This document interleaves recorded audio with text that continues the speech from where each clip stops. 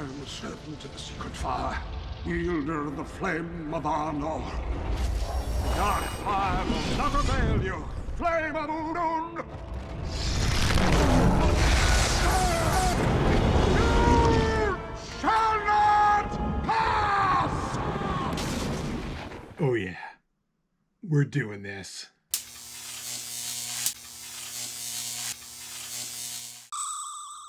Fly, you fools!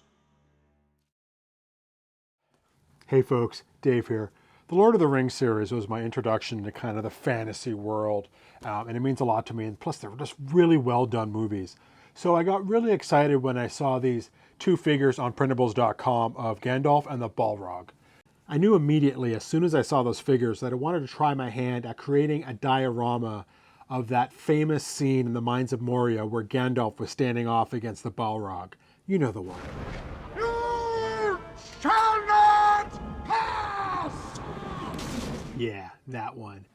I knew this was going to be tricky because there is a lot of complexity in that scene. There's a lot of smoke and fire, and it was just going to be challenging and going to require some Photoshop magic, but it's also going to require some 3D printer magic. So I set off trying to recreate that diorama of the Bridge of Khazad-dûm with Gandalf and the Balrog by starting by printing off those figures on their 3D printer.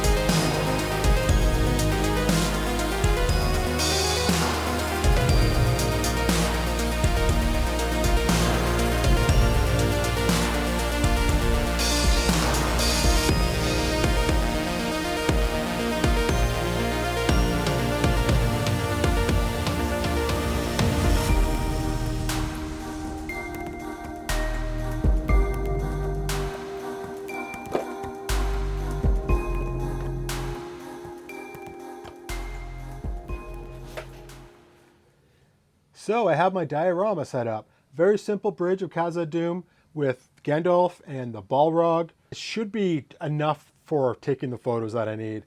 The rest of the scene is all black and in darkness, so I don't need to recreate it. I just need the bridge and the place for the Balrog to sit. So you may have noticed in the time lapse that I changed some things on the Balrog. First of all, I took that flaming sword and replaced it with this whip which I made out of this wire and painted it yellow to look like a flaming whip. The reason why is I wasn't a big fan of that sword. The Balrog does have a sword in the movie, but it has that mottled flame, and that never really looks like flame. So I knew I was going to have to get rid of it anyways, and I think the whip is a little bit more dramatic in the scene. So I replaced the sword with the whip, and I made it out of wire so I could pose the whip as it was kind of being flung around, and I can replace that in Photoshop with an actual flaming whip. So that's one thing. The other thing is that this model comes with some mottled flame on his back. So I knew I was going to have to replace that in Photoshop, so I just never bothered printing it off at all. Otherwise, this diorama is ready and good to go, so I just got to take it over to my studio and start shooting. Let's go do that now. All right, so here I am in my studio. I have the Bridge of Khazad-dûm set up with Gandalf in the foreground and the Balrog in the background. So I'm ready to start planning out how I'm going to actually capture this image. Now, this will be a bit different than what I normally do. If you've watched previous episodes of this channel, you know I normally have a camera that sits right here, but the camera is actually way back there. And the reason why is I want to use a characteristic of zoom lenses called lens compression. And what that basically means is with a zoomed in lens, the background looks bigger than the foreground in comparison than if you used a wide angle lens. So if you let me demonstrate, I use this lens most of the time. It's a 35mm macro lens, and it normally sits right about here.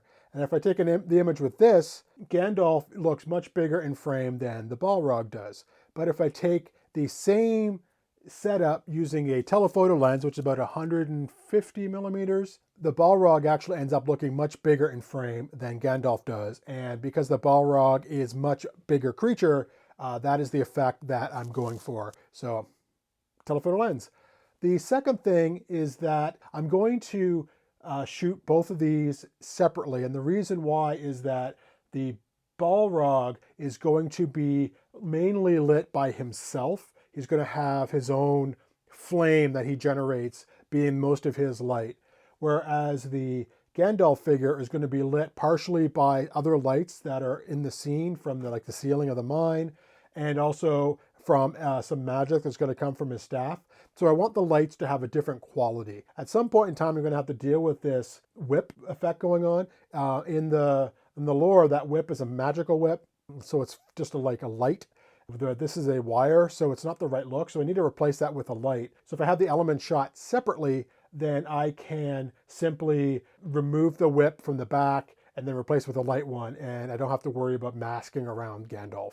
So the third thing is I need to be careful with the smoke effects for the Balrog. I'm going to be using this smoke machine right here to generate the smoke for the Balrog. It produces a fair amount of smoke, but it's a gray smoke if you notice. And what I want to do, and what I want to have is the look of black smoke coming off of the Balrog. So the way I'm going to handle that is by being very careful with the lighting.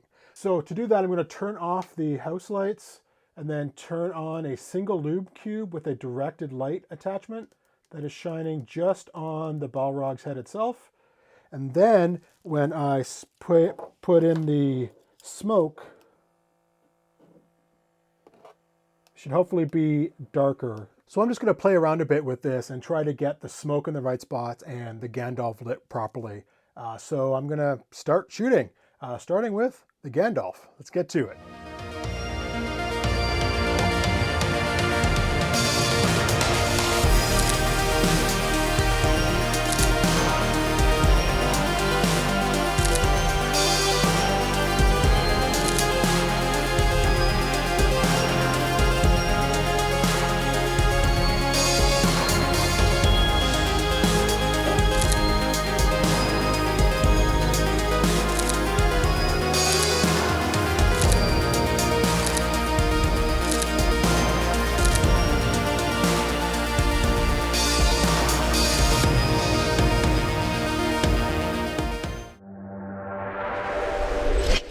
So welcome to post-processing. There's actually a lot of Photoshop to do for this image. I'm going to post a speed edit to the entire post-processing process on my channel in a few days, so be subscribed for that. But I'll hit the highlights. The first thing I did was take all of the photos of the Balrog and merge them together to get all the light in all the right places. And then I cropped it down to the format that I wanted. I set it aside. Then I did the exact same thing for the Gandalf figure, and then I extended the bridge using Photoshop's new generative fill feature. And then I merged the two images together to get the image that had both the Balrog and Gandalf in it. And then I added a magical glow to Gandalf's walking stick. For the fire, I used a bunch of stock elements that I got actually shooting at the flame coming off a volcano at Rainforest Cafe in Disney Springs. So I used that for Balrog's flames by taking bits and pieces from each one and putting it in the right place. Then I replaced the wire whip with a hand-drawn whip, added some color correcting, and I got to the final image.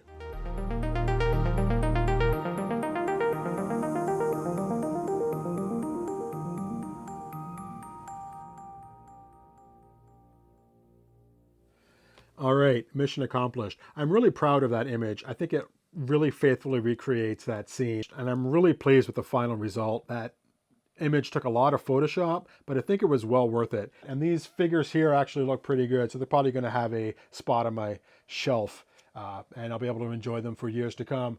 So that's it for me. Thank you for following along. If you like what you see here, hit that subscribe button, and I'll see you next time.